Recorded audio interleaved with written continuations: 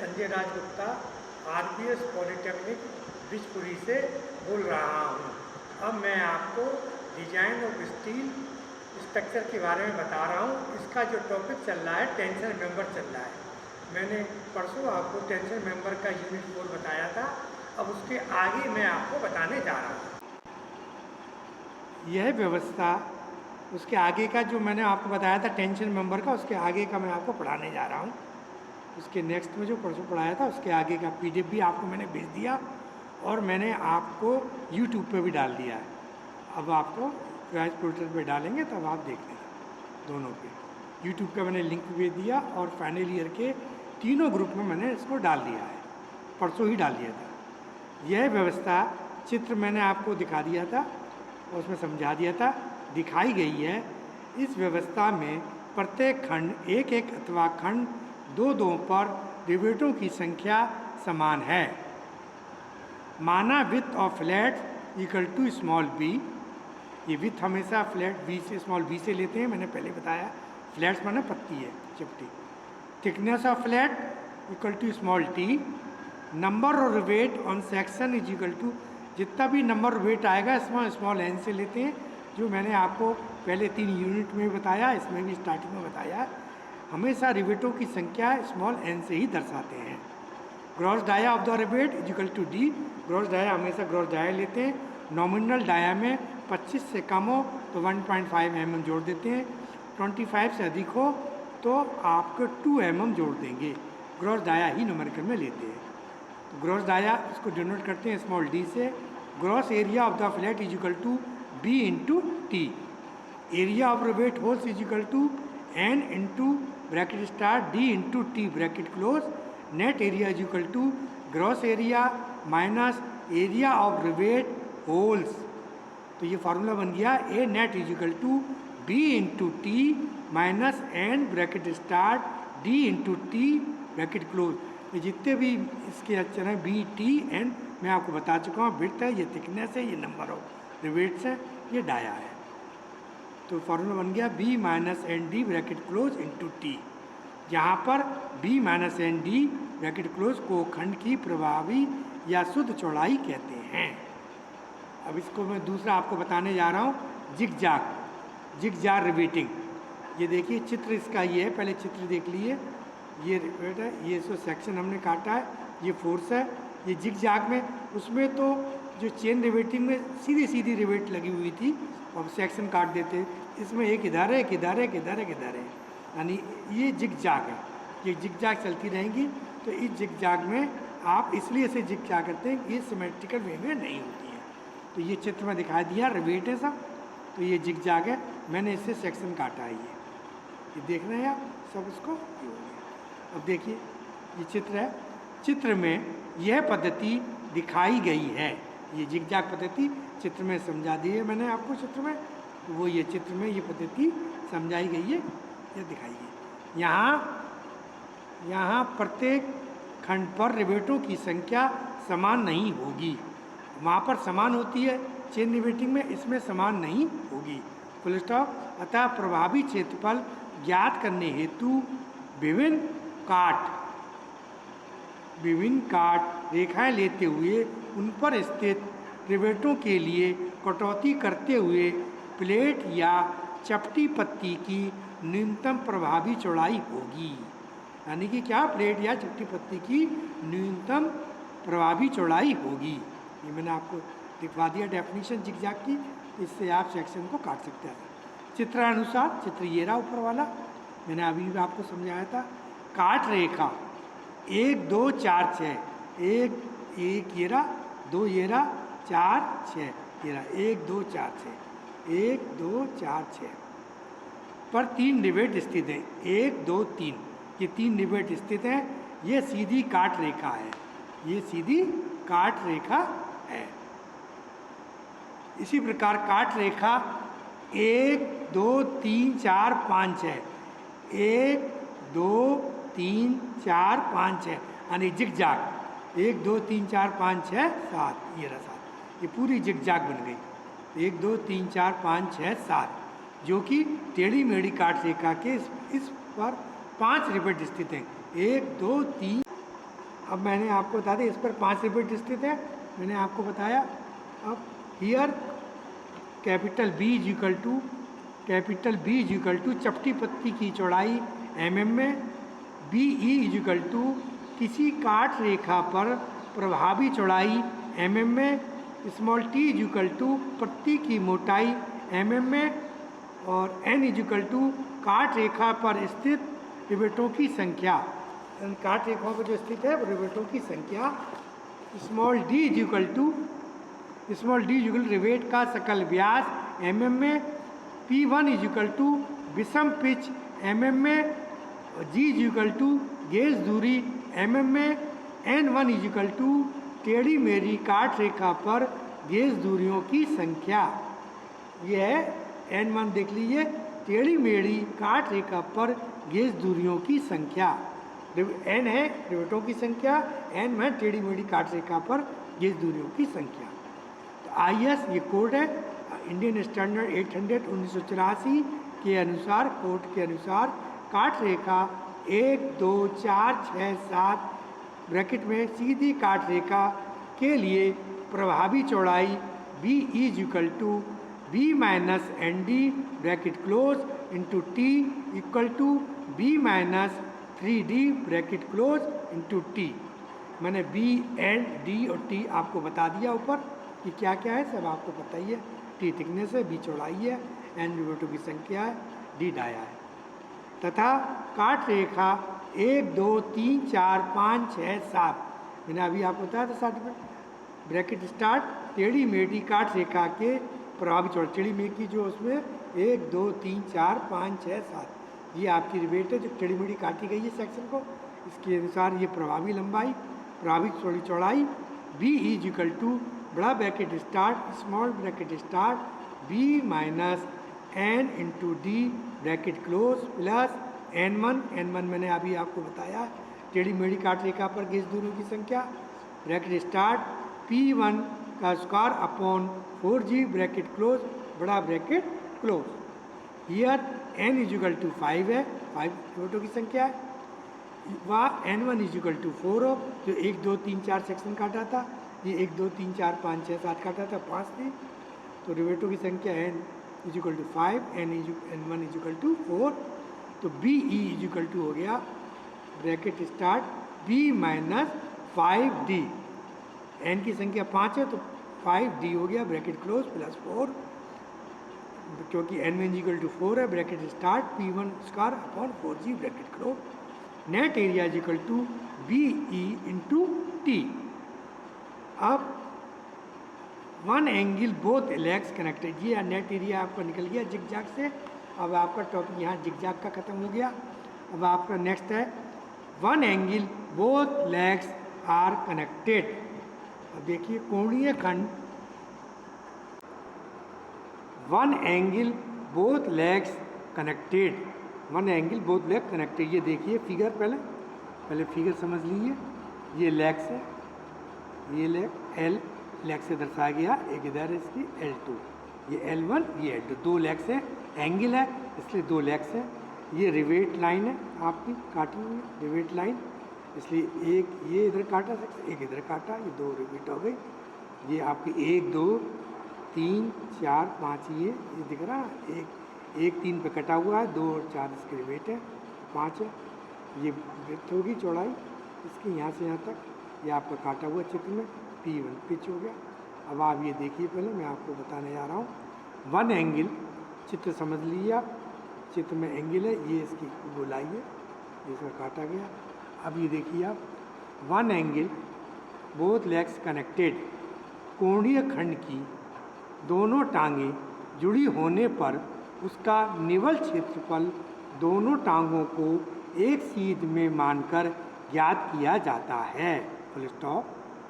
जैसा चित्र में या जैसा चित्र के अनुसार पद्धति, जैसा चित्र में दिखाया गया है, फुल स्टॉप, दोनों टांगों को सीधा करने पर विषम रिवेट पद्धति बने, क्योंकि विषम पद्धति में जिगजैग में निवल क्षेत्रफल नेट एरिया श्रृंखला पद्धति से अधिक प्राप्त होता है। यहाँ हम काट एक, अब आपको ये बता दिया था मैंने। अब ये देखिए कोणीय खंड की दोनों टांगों की सीधा करने पर प्राप्त प्लेट की कुल चौड़ाई, ये दोनों खंड की दोनों टांगों को सीधा करने पर प्राप्त प्लेट की कुल चौड़ाई, ये फार्मूला है small b is equal to 2 into capital L minus small t bracket start समभुजीय कोणीय खंड के लिए। ये फार्मूला है समभुजीय कोणीय खंड के लिए। अच्छा, असमभुजीय कोणीय खंड है तो इसका फार्मूला ये है small b is equal to L1 capital है plus capital L2 minus t। ये असमभुजीय और पहला बात था समभुजीय, असमभुजीय कोणीय खंड के लिए आपको क्लियर कर दिया मैंने बिल्कुल formula.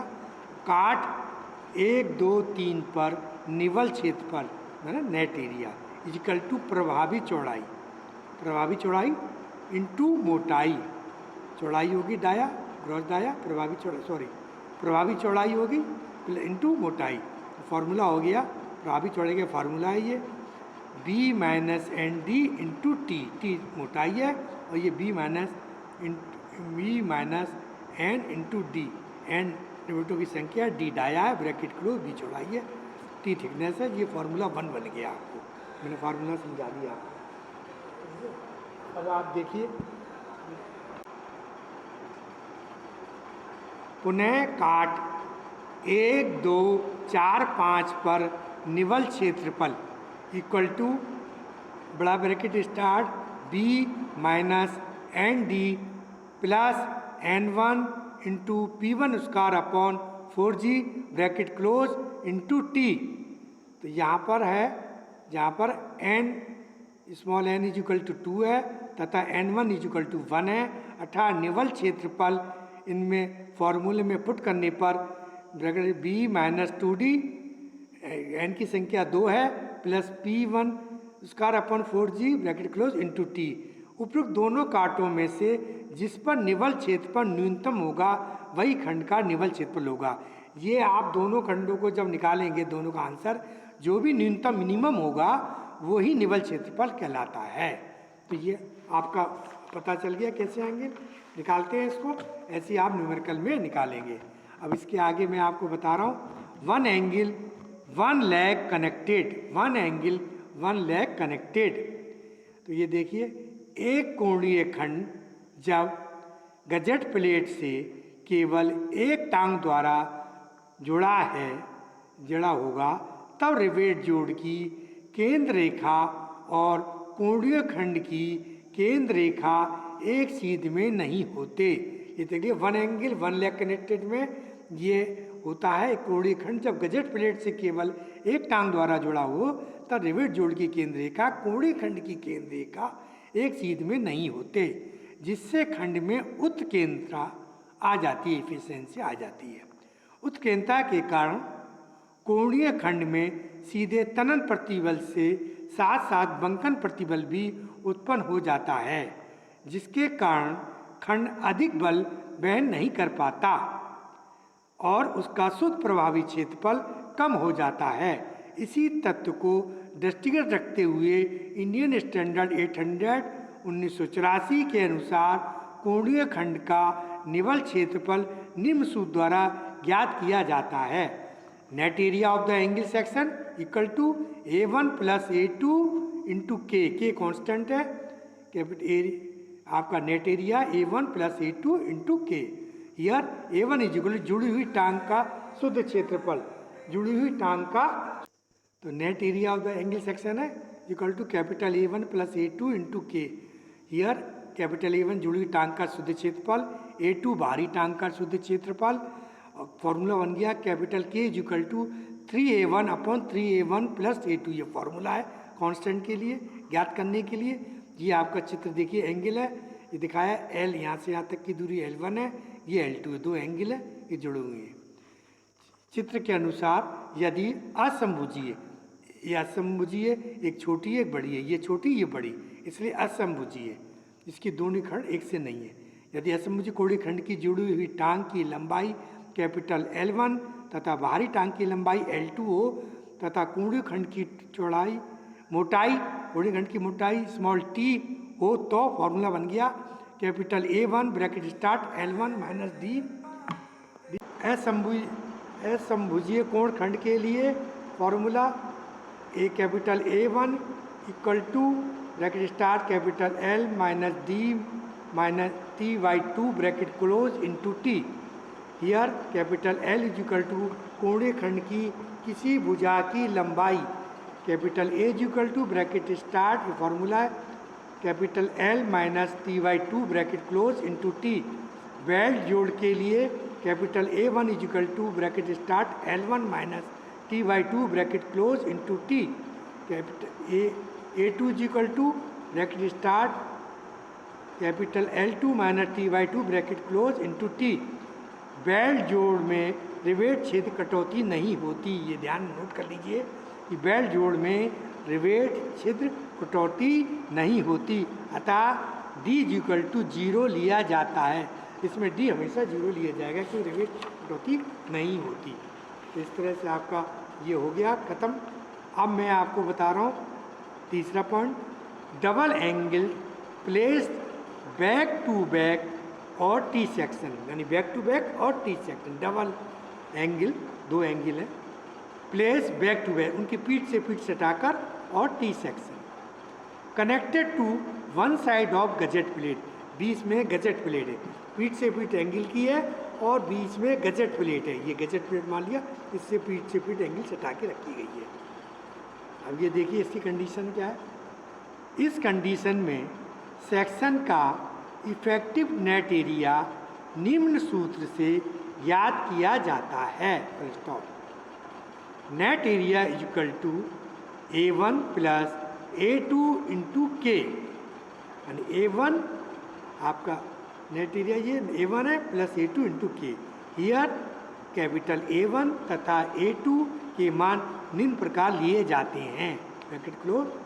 For double angle capital A1 is equal to दोनों कोणीय खंडों की जुड़ी टांगों का क्षेत्रफल, फार्मूला हो गया equal to 2 bracket start capital L1 minus small d minus T/2 bracket close into T। T है थिकनेस यहाँ पर, हर जगह T हमेशा स्मॉल t जो आएगी वो थिकनेस होगी, D डाया होगा। Capital A is equal to A2 is equal to दोनों कोणीय खंडों की बाहरी टांगों का कुल क्षेत्रफल, अभी देखिए equal to 2 bracket start L2 minus T/2 bracket close into T।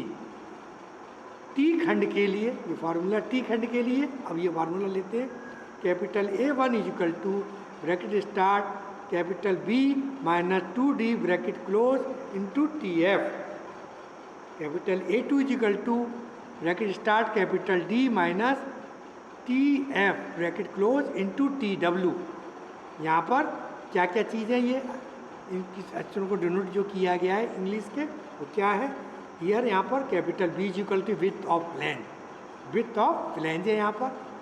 Capital D is equal to total depth of T section, और TF इज इक्वल टू जो TF फार्मूले में आया is equal to thickness of flange, और TW is equal to thickness of web, small d is equal to dia of rivet. मैंने सारे अक्षर आपको समझा दिए जो भी फार्मूले में आए, जिससे आपकी समझ में आ जाए, वो सब हो गए पूरे।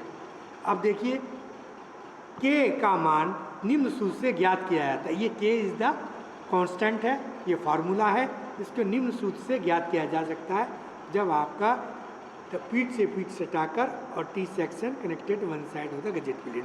तो ये लेते हैं फार्मूला, यहाँ कांस्टेंट निकालने के लिए ये फार्मूला है, capital K is equal to 5A1 upon 5A1 plus A2। दो कोणीय खंड के लिए ये आवश्यक है कि उनकी बाहरी टांगें आबंधन रिवेटों द्वारा जुड़ी हों, फुल स्टॉप, तभी दो कोणीय खंड एक इकाई की तरह कार्य करेंगे, फुल स्टॉप। उक्त स्थिति में आबंधन रिवेट ना लगे होने पर उक्त सूत्र प्रयोग नहीं किया जाता। अगर आबंधन रिवेट नहीं है तो उक्त पूरा जो सूत्र ऊपर वाला वो प्रयोग नहीं किया जाएगा। अगर ऐसा है तो ये कंडीशन अलग है, उस कंडीशन को मैं अलग बता रहा हूँ आपको। ये लिख लिए, डबल एंगल और T connected to both side of the gusset plate, यानी डबल एंगल और T connected to both side of the gusset. ये चित्र है।